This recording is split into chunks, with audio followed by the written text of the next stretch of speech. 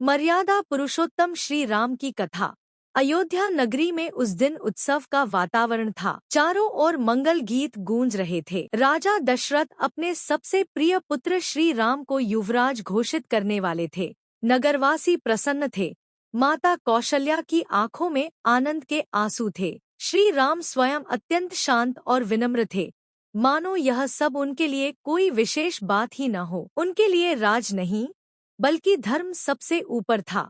लेकिन विधि को कुछ और ही मंजूर था। रानी कैकेयी, जो कभी श्री राम से अत्यंत प्रेम करती थी, मंथरा के बहकावे में आकर राजा दशरथ से अपने 2 वरदान मांग बैठीं, भरत के लिए राजगद्दी और श्री राम के लिए 14 वर्षों का वनवास। राजा दशरथ यह सुनकर मूर्छित हो गए। पूरा महल शोक में डूब गया। जब यह समाचार श्री राम को बताया गया तो उनके चेहरे पर न क्रोध था न दुख। उन्होंने पिता के वचनों को धर्म मानकर सहज भाव से स्वीकार कर लिया। माता कौशल्या रो पड़ी, लेकिन श्री राम ने उनके चरणों में बैठकर कहा, माता, पिता का वचन निभाना ही मेरे लिए सबसे बड़ा धर्म है। यही श्री राम की महानता थी, अपने सुख से पहले कर्तव्य। माता सीता और भ्राता लक्ष्मण भी उनके साथ वन जाने को तत्पर हो गए।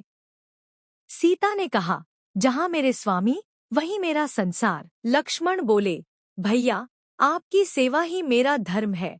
तीनों ने राजसी वस्त्र त्याग कर वल्कल धारण किए और वन की ओर प्रस्थान किया। अयोध्या की जनता रोती हुई उन्हें विदा कर रही थी।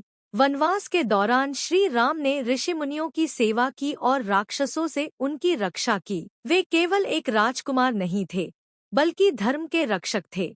दंडकारण्य में रहते हुए उन्होंने सदा सत्य, संयम और करुणा का पालन किया। एक दिन पंचवटी में रहने के दौरान रावण की बहन शूर्पणखा ने माता सीता को देखकर छल किया और रावण को सीता हरण के लिए उकसाया। मायावी मृग के बहाने रावण ने सीता माता का अपहरण कर लिया। जब श्री राम लौटे और कुटिया खाली पाई तो वे व्याकुल हो उठे।